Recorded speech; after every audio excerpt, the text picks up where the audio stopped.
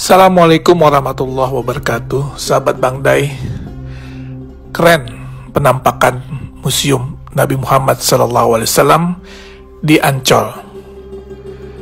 Indonesia sebentar lagi akan memiliki sebuah kebanggaan dan kehormatan yang baru yang berkaitan dengan syiar agama Islam. Apa itu? Museum Internasional Sejarah Nabi Muhammad SAW dan Peradaban Islam di Jakarta, tepatnya di pantai timur Ancol, yang akan menjadi oase bagi seluruh masyarakat Indonesia, terutama kaum muslimin, di dalam menggali lebih dalam bagaimana perjalanan hidup Rasulullah SAW. Peletakan batu pertama pembangunan museum ini yang seluas 6 hektar dilaksanakan pada bulan Februari 2020 yang lalu di lokasi yang dekat dengan Pantai Karnaval Ancol. Museum Rasulullah di tanah air menjadi yang pertama dilaksanakan di luar Arab Saudi dan mendapat dukungan dari Yayasan Wakaf As-Salam yang bermarkas di Jeddah, Saudi Arabia, serta Liga Muslim Dunia yang berkantor pusat di Mekah, Saudi Arabia. Indonesia menjadi negara pertama di luar Arab Saudi yang memiliki Museum Nabi Muhammad SAW. Ini adalah sebuah kehormatan sekaligus kebanggaan dan tentunya menjadi amanah bagi rakyat Indonesia yang mayoritas Muslim karena mendapat kepercayaan untuk membangun dan memiliki Museum Rasulullah. Museum Rasulullah ini terdiri dari 2 lantai dengan total luas bangunan mencapai 10.000 meter persegi.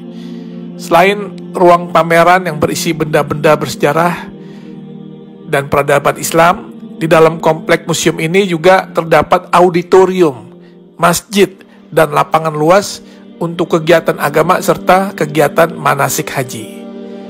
Kalau nanti kita lihat isi di dalam museum ini, tak hanya berisikan hadis-hadis yang menceritakan kisah dan perjalanan hidup Nabi SAW, sehingga masyarakat bisa mempelajari dan mengambil contoh teladan beliau semasa hidupnya, tetapi juga kisah-kisah fenomenal di dalam perkembangan Islam, seperti sejarah Isra Mi'raj, perjalanan hijrah Nabi, hingga maket kota Mekah dan Madinah di zaman Rasulullah hingga era sekarang.